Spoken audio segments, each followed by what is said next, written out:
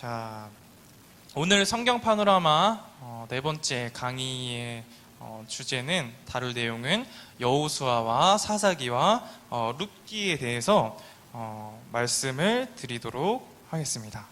여호수아, 사사기와 룻기에 대해서 말씀을 드릴 때 신앙의 계승이 어떻게 이스라엘 백성들에게 이루어지는지를 생각을 하시면서 이야기를 들으시면 좋을 것 같습니다.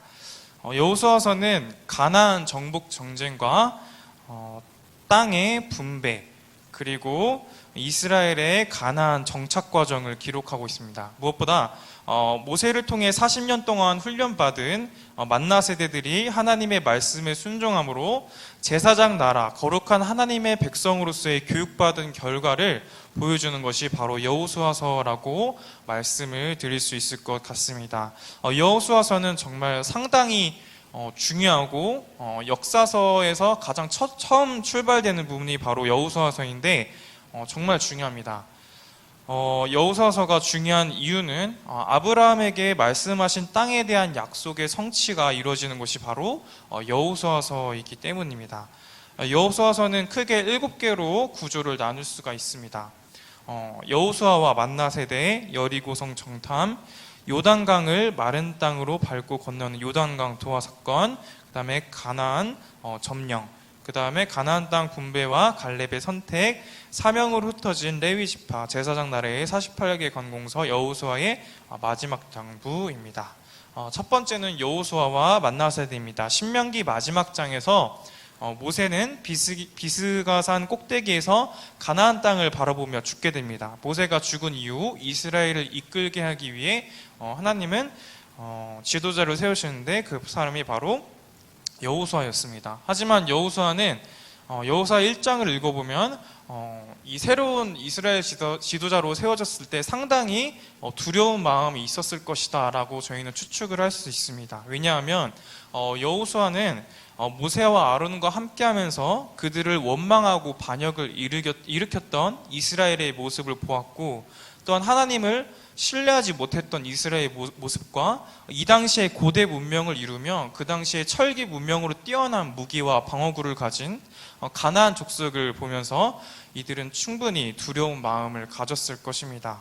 그래서 이렇게 두려워하고 긴장했던 여호수아에게 하나님은 이렇게 말씀하셨습니다. 여호수아 1장 7절부터 8절까지의 말씀을 같이 한번 읽어보면 좋겠습니다. 여호수아 1장 7절부터 8절까지의 말씀을 성경책을 통해서 같이 한번 읽어보면 좋겠습니다.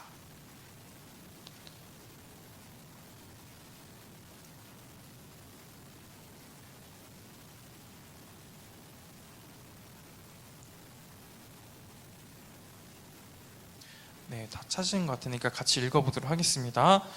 오직 강하고 극히 담대하여 나의 종 모세가 네게 명령한 그 율법을 다 지켜 행하고 우로나 좌로나 치우치지 말라. 그리하면 어디로 가든지 형통하리니 이 율법책을 네 입에서 떠나지 말게 하며 주야로 그것을 묵상하여 그 안에 기록된 대로 다 지켜 행하라. 그리하면 네 길이 평탄하게 될 것이며 네가 형통하리라. 아멘. 즉 두려워하고 있는 여호수아에게 하나님은 모세와 함께 하셨던 것처럼 여호수아에게 함께 하실 것을 약속하셨습니다. 그리고 하나님의 말씀인 율법을 주야로 묵상하며 순종할 때에 앞으로 일어날 모든 일들에 형통하게 승리하게 될 것이다 라고 말씀을 해주신 것입니다. 또 주목할 것은 이들 만나 세대, 이스라엘 2세대 백성들은 믿음이 확연히 달랐습니다. 그래서 여호수아 1장 17, 18절 말씀을 제가 읽어드리겠습니다. 우리는 범사에 모세에게 순종한 것 같이 당신에게 순종하려니와 오직 당신이 하나님 여호와께서 모세와 함께 계시던 것 같이 당신과 함께 계시기를 원하이다. 누구든지 당신의 명령을 거역하며 당신의 말씀을 순종하지 아니하는 자는 죽임을 당하리니 오직 강하고 담대하소서. 출애굽 이스라엘 백성들은 모세와 아론을 원망하는 모습을 보여줬지만 만내 세대의 이스라엘 백성들은 두려워하는 여호수아에게 용기를 북돋아 주었습니다. 여호수아 2장에는 여리고성 정탐을 하기 위해 시딤에서 두 사람을 정탐꾼으로 보내는 이야기가 기록되고 있습니다. 근데 이때 라합이 이 둘을 숨겨주게 되는데, 그 이유는 이 가나안 족속들이, 그리고 이 라합 가족들이 이 하나님께서 이스라엘 백성들을 출애굽하게 하시고 지금까지 있었던 일들을, 기적들을 들었기 때문에 두려워 떨고 있었던 것입니다. 애굽이라는 그 당시에 거대한 문명 제국을 이루었던 그들을 이기고, 그리고 출애굽했던 이야기를 들으면서 가나안 사람들은 정말 두렵고 떨렸을 것입니다. 그래서 라합은 이렇게 말합니다. 너희 하나님 여호와는 위로도 하늘에서도 그리고 아래로는 땅에서도 하나님이시라, 이렇게 고백합니다. 즉 상천하지 하나님을 고백하는데, 이 고백은 온 땅에 그리고 모든 곳에서도 다른 신은 없고 너희가 섬기는 하나님이 참되시다 라고 믿음으로, 이 라합 또한 이방인임에도 불구하고 하나님을 믿음으로 고백하는 모습을 보여주고 있습니다. 그리고 이 여리고성 정탐꾼들이 정탐을 다녀온 이후에 출애굽 세대와는 달리 믿음의 고백을 하고 있습니다.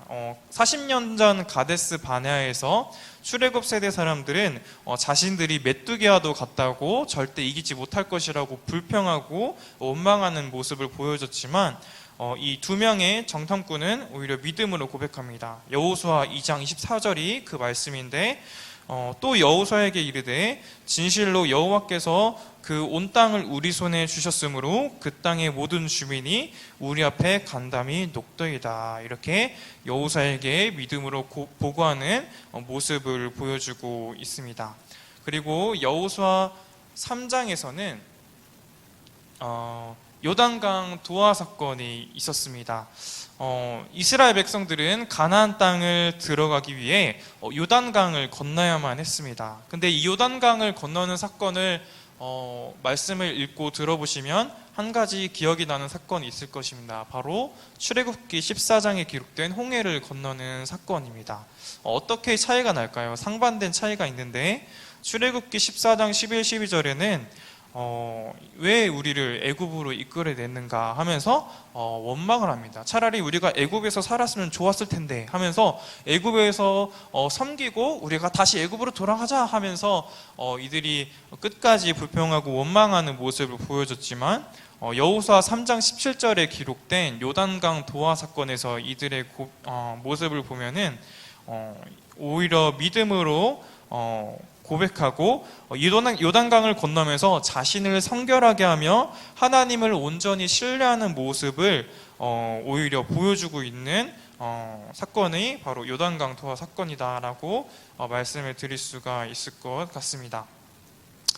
다음 여호수아 5장에 대한 말씀을 나누려고 하는데요. 사실 여호수아 1장부터 24장까지 말씀에서 5장 말씀이 앞으로 일어날 여호수아 1장부터 24장까지의 내용을 이해할 수 있는, 그리고 앞으로 이어지는 전개되는 핵심의 말씀들이 다 이 여호수아 5장의 사건들에 기록되어 있다라고 말씀을 드릴 수가 있습니다.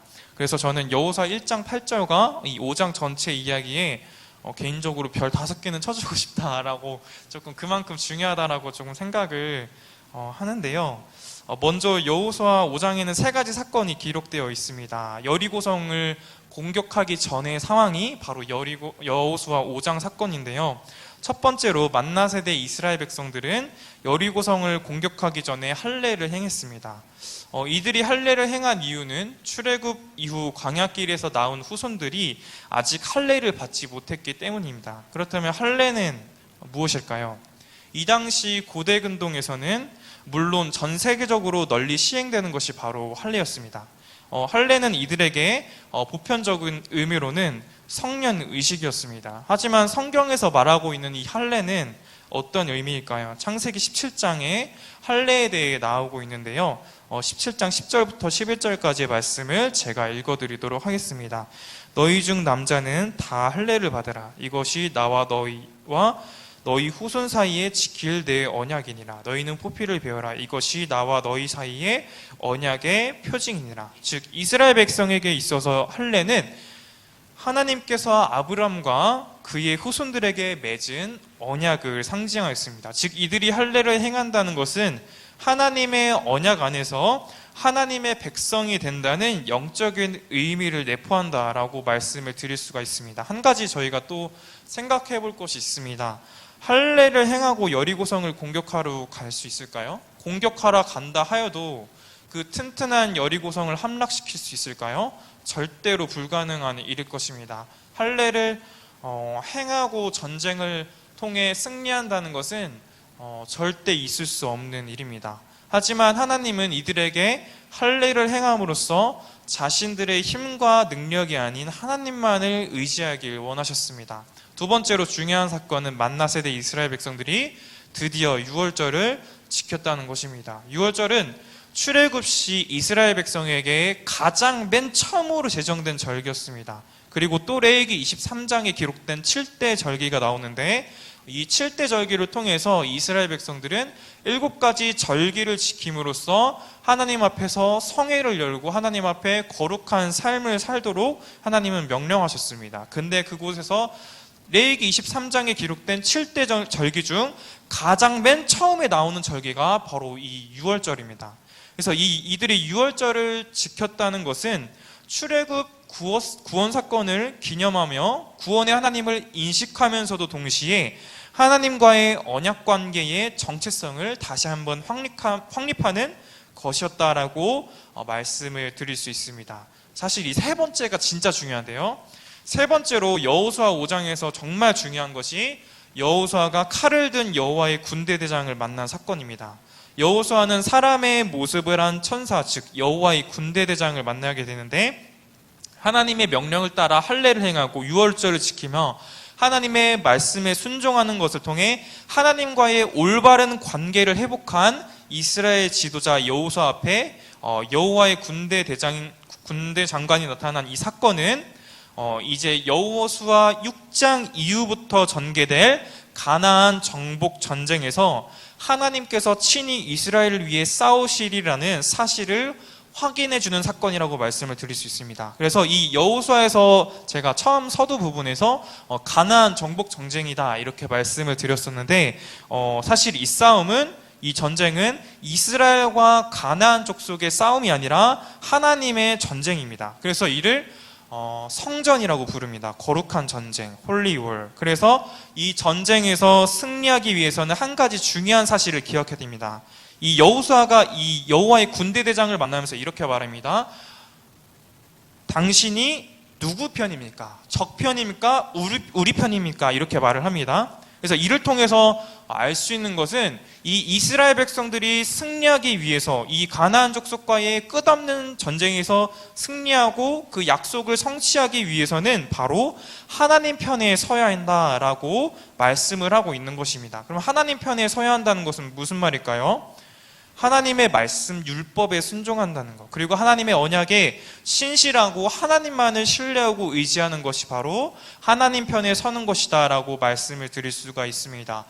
그리고 여호수아 6장에는 여리고성 전투가 나오는데 여리고성을 함락시킨 방법이 아주 특이합니다. 이 여리고성은 정말 튼튼한 요새와 같은 성이었습니다. 하지만 이들은 무기를 가지고 점령시키지 않았습니다. 여호수아 6장 3절부터 5절까지의 말씀을 제가 읽어드리도록 하겠습니다. 너희 모든 군사는 그 성을 둘러 성 주위를 매일 한 번씩 돌되 엿새 동안을 그리하라. 제사장 7은 7 양각 나팔을 잡고 언약궤 앞에서 나아갈 것이요 7째 날에는 그 성을 7번 돌며 그 제사장들은 나팔을 불 것이며 제사장들이 양각 나팔을 길게 불어 그 나팔 소리가 너희에게 들릴 때에는 백성은 다 큰 소리로 외쳐 부를 것이라. 그리하면 그 성벽이 무너져 내리리니 백성은 각기 앞으로 올라갈지니라 하시매. 여리고성 전투에서 이스라엘은 하나님의 임재를 상징하는 언약궤를 따라 6일 동안 성지를 돌았습니다. 그리고 7일째 되는 날에 제사장들이 나팔을 불자 여리고성이 무너지고 이스라엘은 승리를 거두게 되었습니다. 그래서 이 여리고성 전투는 하나님을 신뢰하며 기다리는 것, 하나님의 말씀에 순종할 때에 이스라엘은 승리하게 될 것이다 라는 것을 알려주는 사건이 바로 여리고성 전투라고 말씀을 드릴 수가 있습니다. 하지만 여호수아 7장에서는 아이성 전투가 나오는데 이 전투에서는 이스라엘 사람들이 아주 크게 참패를 당하게 됩니다. 그 이유는 아간이라는 사람이 여리고성 전투에서 하나님께 속한 전리품을 훔치고 하나님을 속이고 거짓말했기 때문입니다. 이스라엘 이 전쟁의 과정과 후의 사건이 정말 중요한데 이스라엘이 전쟁 중에도 그리고 전쟁 후에도 하나님의 말씀에 온전히 순종해야 했습니다. 그래서 하나님의 말씀에 온전히 순종함으로 이 전쟁의 과정과 전쟁 후에 일어날 일들까지도 하나님의 말씀하신 명령대로 순종하는 것, 바로 이 모든 것이 하나님께 드려지는 순종을 통한 제사였습니다. 하지만 이 아간이라는 사람은 자신의 탐심을 이기지 못하고 하나님께 바쳐진 물건들을 도둑질하며 하나님을 속였습니다. 결과적으로 아간은 하나님의 말씀에 불순종했는데 이것은 이스라엘 전체가 불순종했다라고 성경은 말하고 있습니다. 아이성 전투에서 패배한 이스라엘은 하나님께 겸손히 회개하고 아간의 죄를 철저히 다루고 나서 아이성 전투에서 승리하게 됩니다. 그래서 이 여호수아 6장과 7장만이 아주 유일하게 아주 상세하게 기록되고 있습니다. 그 이유는 이를 통해서 알 수 있는 중요한 사실은 이스라엘이 약속의 땅을 상속받기 위해서 하나님의 명령에 순종하고 신뢰해야 된다라는 것을 알려주고 있는 것입니다. 여호수아 12장에는 지금까지 가나안 족속과 싸워서 승리한 승전 기록을 알려주고 있습니다. 모세와 함께했던 요단 동편에서의 2번의 승리와 여호수아와 함께한 요단 서편에서의 31번의 승리, 총 33번의 승전 기록을 알려주고 있습니다. 여호수아 13장부터 21장까지는 가나안 땅 분배가 기록되고 있습니다. 13장에는 요단 동편 땅을 이미 분배받은 세 지파의 이야기가 기록되고 있고 14장에는 갈렙이 헤브론을 받은 이야기, 15장부터 17장까지는 유다와 에브라임과 서쪽 므낫세 지파가 요단 서편에서 땅을 분배받았으며 18장부터 19장에서는 나머지 7지파가 아직 정복받지 못한 땅을 분배받았으며 20장부터 21장에서는 레위 지파가 도피성을 포함한 48개 성읍을 분배받게 됩니다. 그리고 이 도피성은 부지 중에 살인한 사람들이 이제 피한 그런 지역이기도 했지만 레위인들이 그렇다면 왜 이 도피성을 통해서 많은 지파들에 이렇게 같이 뿔뿔이 흩어져 있었던 것일까요? 신명기 33장 10절에 의하면 모세의 마지막 축복이 나오는데 그때 레위에게 하는 축복이 나옵니다. 근데 그 말씀을 근거해서 레위인들이 하는 일들이 무엇인가를 저희가 알 수 있는데 바로 그것이 레위인들은 많은 지파들이 뿔뿔이 흩어져 있는 그곳에서 살면서 하나님께 예배드리는 것뿐만 아니라 하나님의 율법을 가르치는 일이 바로 레위인의 주된 임무였다라는 것을 저희는 기억해야 할 것입니다.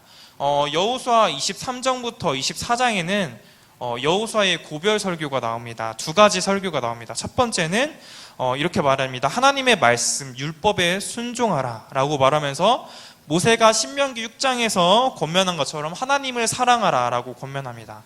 그리고 두 번째 고별 설교에서 여호수아는 이렇게 말합니다. 여호수아 24장 14절부터 15절 말씀을 제가 화면에도 적어놨는데 화면을 통해서 보시고 아니면 성경책을 통해서 같이 읽어보면 좋겠습니다. 여호수아 24장 14절부터 15절까지의 말씀입니다. 여호수아 24장 14절부터 15절까지의 말씀입니다.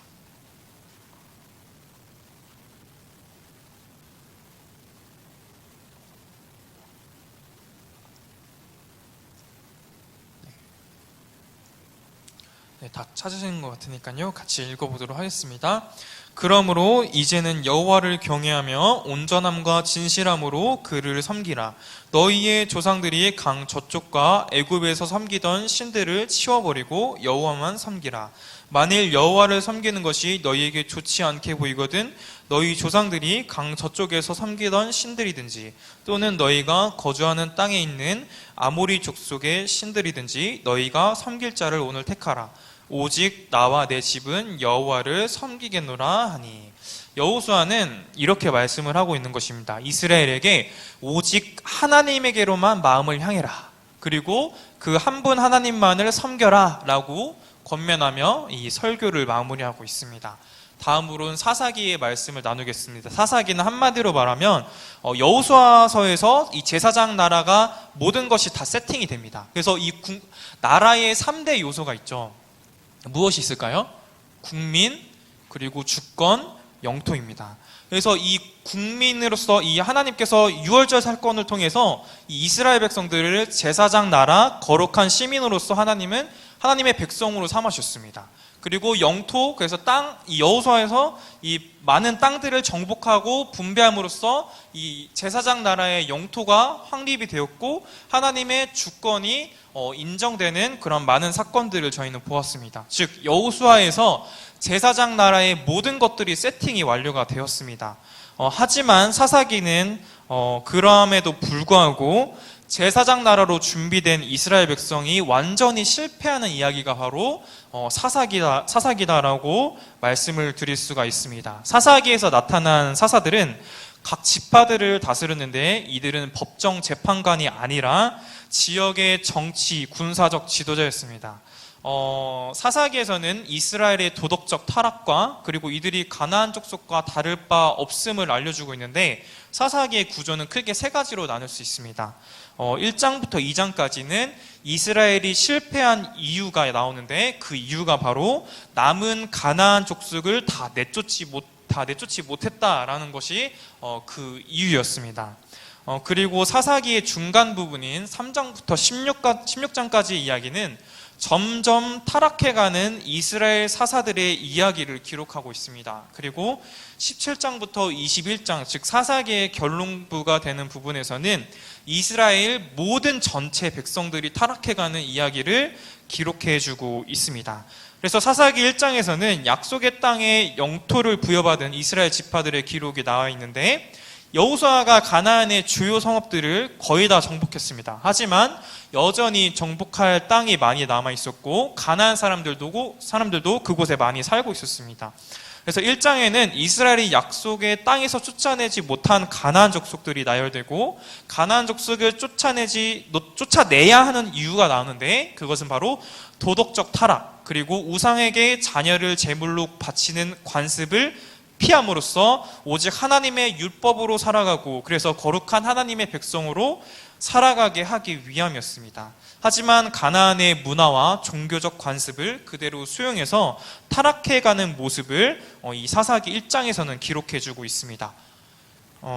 사사기 2장에서는 앞으로 나타날 모든 사건에 대한 개요를 그리고 요약을 말해주고 있습니다. 그래서 이를 사사기 사이클이라고 하는데 이 사이클대로 앞으로 나오는 사사기의 내용들이 이 한 주기 사이클을 가지고 계속해서 반복되는 이야기로 나오게 됩니다. 첫 번째는 이스라엘의 범죄입니다. 이스라엘은 가나안 족속처럼 우상을 섬기며 하나님을 거역하고 죄를 범죄합니다. 그리고 다음은 하나님은 이들에게 진노하시고 가나안 족속에게 정복당하시도록 허락하십니다. 그래서 이는 범죄하는 이스라엘이 정신을 차려서 자신들의 죄와 잘못을 깨닫게 하고 회개하고 하나님께 돌아오게 하기 위함이었습니다. 다음은 회개입니다. 이들이 이렇게 힘든 순간들을 당하면서 억압을 당하면서 이들이 자신들의 죄를 깨닫고 회개하고 그럴 때 하나님은 이스라엘을 구원할 사사들을 보내셔서 이들을 물리쳐 주십니다. 그리고 이를 통해 평화의 시대를 허락하십니다. 하지만 이스라엘은 계속해서 이 쳇바퀴 돌듯이 이 악순환이 계속해서 도는 모습을 보여줍니다. 그래서 이것이 바로 사사기의 사이클이다라고 말씀을 드릴 수가 있습니다. 사사기에 나오는 사사들은 대부분이 하나님의 기대에 못 미치는 지도자들이었습니다. 사사기 11장에 나오는 입다는 하나님을 몰라도 너무나도 몰랐던 사사였습니다. 그래서 제가 사사기 11장 30절부터 31절에 어떤 내용이 있는지를 제가 읽어드리겠습니다. 그가 여호와께 서원하여 이르되 주께서 과연 암몬 자손을 내 손에 넘겨주시면 내가 암몬 자손에게서 평안히 돌아올 때에 누구든지 내 집 문에서 나와서 나를 영접하는 그는 여호와께 돌릴 것이니 내가 그를 번제물로 드리겠나이다 하니라. 그래서 전쟁에서 승리하게 해주시면 자신의 가족이 누가 나올지라도 하나님께 그 사람을 번제로 제물로 바치겠다라고 이 사사는 말한 것입니다. 그리고 입산이라는 사사는 아들 30명과 딸 30명이 있었는데 딸들을 밖으로 시집 보냈고 아들들을 위해서는 밖에서 여자 30명을 데려왔다라고 말씀을 하고 있습니다. 근데 이게 왜 문제가 될까라고 이야기를 할 수가 있을 것 같아요. 사실 저도 파노라마 준비하면서 이게 왜 문제가 될까라는 생각이 들었습니다.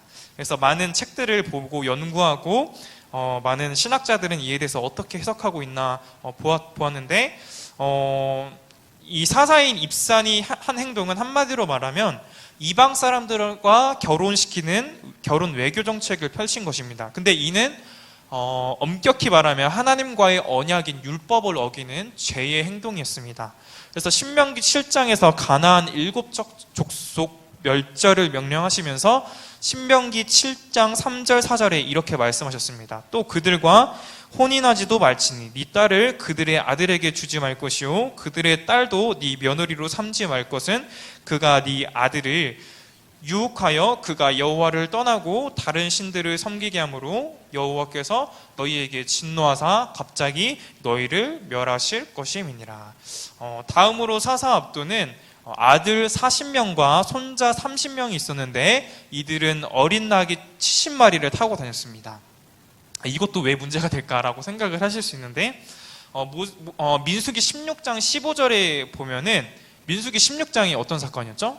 바로 고라당이 이 레위 지파가 르우벤 지파와 힘을 합쳐서 많은 지휘관들과 힘을 합쳐서 이 모세와 아론의 지도권에 반항하는 그리고 하나님을 거역하는 사건이 바로 민수기 16장에 기록된 사건입니다. 근데 그 사건을 통해서 모세가 참다 화가 나가지고 민수기 16장 15절의 말씀을 통해서 고백을 하는데 이 고백을 통해서 알 수 있는 것은 모세는 단 한 마리의 가축도 다른 사람 이웃의 것을 빼앗지 않았다라고 말씀을 하고 있습니다. 이처럼 모세는 온유하고 정직한 사람이었지만 하지만 사사 압도는 사사로서 윤리적으로 신앙적으로 많은 이스라엘 백성들에게 모범을 보여야 했음에도 불구하고 70마리나 다른 사람들에게 빼앗았던 사람이 바로 사사 압돈이었습니다. 그리고 사사기 19장에는 기록된 사건이 바로 레위인 첩사건인데 이 당시에 이 사건은 레위인까지도 타락했음을 보여주는 사건입니다. 그래서 사사기는 21장 25절로 마무리가 되는데 그때에 이스라엘의 왕이 없으므로 사람이 각기 자기의 소견에 옳은 대로 행하였더라. 네, 이렇게 말씀을 하고 있습니다. 여호수아 시대의 제사장 나라가 다 완료되었고 준비되었지만 사사 시대의 이들은 하나님을 자신들의 왕으로 모시지 않고 하나님의 말씀을 기초에 그런 삶을 살아가지 않았습니다. 오히려 이들은 자신이 왕이 되고 자기 마음대로 살아가며 이런 타락한 시대가 바로 사사 시대였습니다. 다음은 룻기입니다. 룻기는 유일하게 물론 다른 책도 그렇지만 룻기에서는 특별히 하나님에 대한 어떠한 구속사나 역사가 나타나지 않는 책입니다. 근데 왜 이 룻기가 이 성경에 들어오게 됐을까요? 저도 궁금합니다. 근데 이 룻기는 아주 중요한 주제를 갖고 있습니다. 하나님의 섭리가 어떻게 인간들의 삶에 나타나는지를 보여주는 책이 바로 룻기입니다. 그래서 이 룻기 전체까지 다 읽어보시면 이 룻기가 절대 빠지면 안 되는구나 라고 생각을 하실 수가 있을 겁니다. 룻기의 주요 인물은 과부 나오미와 모압 여인 룻 그리고 농부 보아스입니다. 룻기 1장에서 말씀을 보면 이렇게 말합니다. 사사들이 치리하던 때에 라는 말로 시작합니다. 그래서 이를 통해서 알 수 있는 것은 룻기 시대가 사사 시대의 연장선에 있음을 보여주고 있습니다. 그래서 이때 기근으로 힘들어하던 이스라엘 가정이 베들레헴을 떠나 모압 땅으로 이주합니다. 그런데 여기서 아버지 엘리멜렉도 죽고 두 아들도 죽고 결국 나오미와 두 며느리인 롯과 오르바만 남았습니다. 그런데 오르바는 나오미를 떠났고 모압 땅에서 살아갔지만 룻은 나오미에게 놀라운 믿음의 고백을 합니다. 그래서 이를 통해서 룻이 얼마나 신실한 여인이었는가. 그래서 뿐만 아니라 이 룻에게 하나님을 향한 신앙과 하나님을 향한 주권을 고백하는 이 믿음이 얼마나 큰가를 알 수가 있는데, 룻기 1장 16절 말씀을 한번 같이 읽어보면 좋겠습니다. 룻기 1장 16절 말씀을 같이 한번 읽어보면 좋겠습니다. 룻기 1장 16절 말씀입니다. 룻기 1장 16절.